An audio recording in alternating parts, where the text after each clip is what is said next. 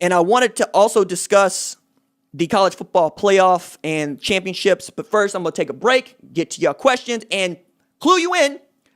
Got a big guest coming at 4 o'clock Central Standard Time. Big mystery guest. Can't wait for y'all to be around for that. So stick around. It's going to be a longer show. Going to give you about 90 minutes today. We about to get into it. Let's check out what we got going on in the chat. Right quick, right fast. Brandon Garcia, you might end up with a top 5 class. I've said that. If Kamar Wheaton chooses Oklahoma on December 23rd, Tristan Lake chooses Oklahoma on January 2nd. Yo, dog, you got Savion Byrd earlier this morning. You were able to flip Billy Bowman from Texas. Like, it's there for you, as they say. It's there for you. But it also depends on what happens all around the country, because Alabama and, good grief, LSU have been just trading. And then we got Mike Loxley, who's closing in on people. It's ridiculous. It's getting awesome. RJ, why are 4-star dudes committing to L's? Man, what are you talking about, L's? Today is a day of celebration. Today is a celebration. The rest of the Big 12 must be looking at OU's class and just crying, especially Texas. As a matter of fact, let me go check it. Texas's ranking right quick. It is number 17. 19 commits. Gross. That's one spot behind Wisconsin, one spot ahead of Ole Miss. Ampersand U, Texas A&M is at 14. Mac Brown, North Carolina at 13. Miami, who? Miami at number 12. Man, I've been going back over some notes and revisiting the glory days of the U. And I got to tell you, some of these stories are ridiculous. I need to do like a whole show on this. Maybe Bruce Feldman be nice enough to join, talk about his book, Kane Mutiny, and maybe get some Billy Corbett in there. We'll see. Let's see. Shout out Doc Winston O Boogie, moderating the chat, moderating the channel. Says OU class equals beans don't burn on the grill. Hey! My man! Like, do y'all know that reference? Do y'all know that reference? Huh? If you don't know that reference, I need you to go check that reference out. I need to go do that. Matter of fact, I'm going to give you about 2 minutes to go check that out.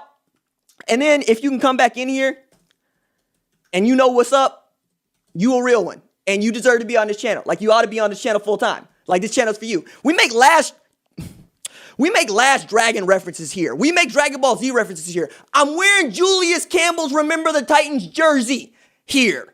Okay? Golly. This dude said, beans don't burn on the grill. Took a whole lot of trying. Somebody gonna finish it. Just to get up that hill. What else we got up here? What else we got in here? Florida is done, though. Yeah, I mean, but Florida with 26 commits at number 8, yeah, they feel done. And for Oklahoma to pass Florida with 10 fewer commits, hey, I say this all the time. You got to love recruiting to be good at recruiting. And there's a few dudes in college football who love recruiting, who love being on the phones, who love playing the video games with the children, who like being on the apps with the children, who are really going to call you on your birthday, call your girl on her birthday, call your moms on her birthday, who going to make sure that he crosses every T and dots every I.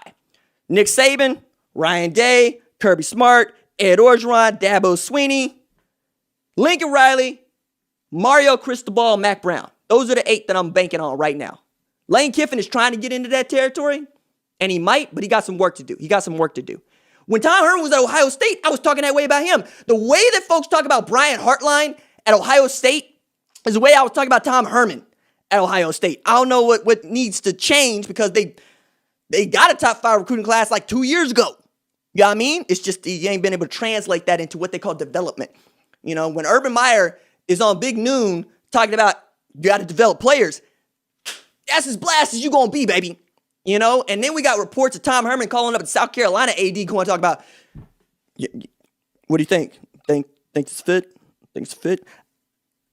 That's salacious, but also when you understand, look at me, I'm stuttering like Gary Barta.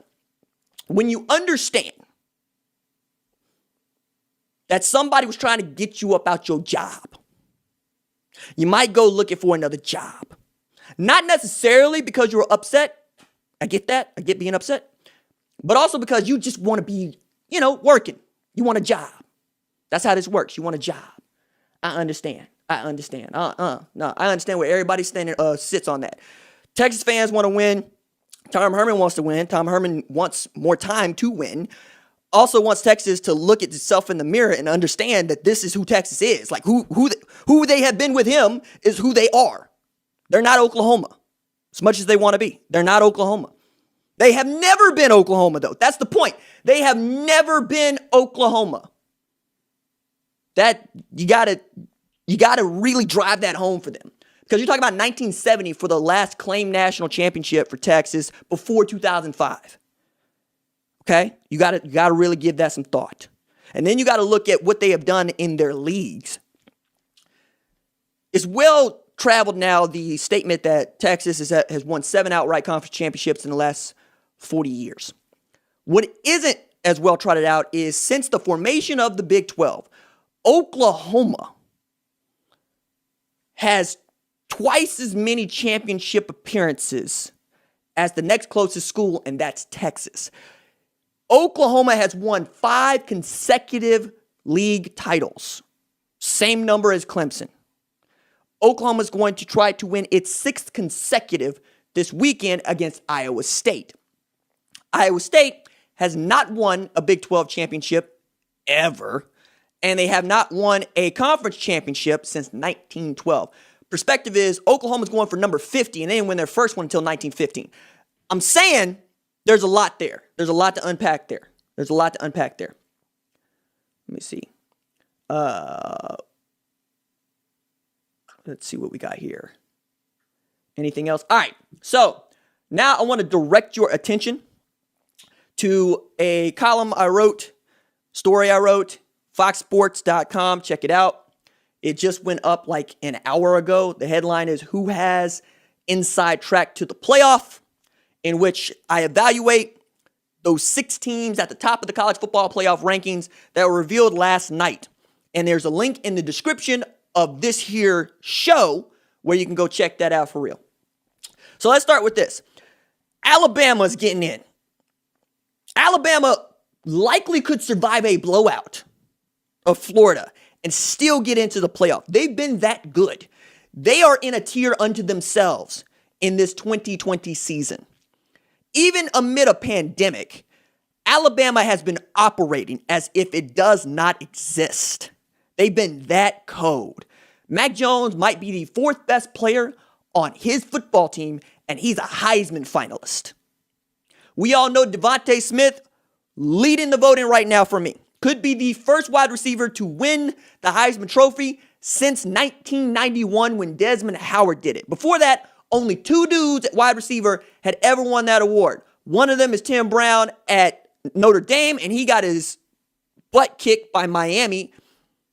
So much so that like Benny Blaze and them was like literally talking down to him. And those stories are amazing. Those stories are amazing. Like that was Lou Holtz's Notre Dame. And Miami had just lived to beat down Notre Dame, lived to beat down Penn State, lived to beat down Oklahoma. As the children say, on God, I'd be playing for Jimmy Johnson. Like, my goodness. So much swag.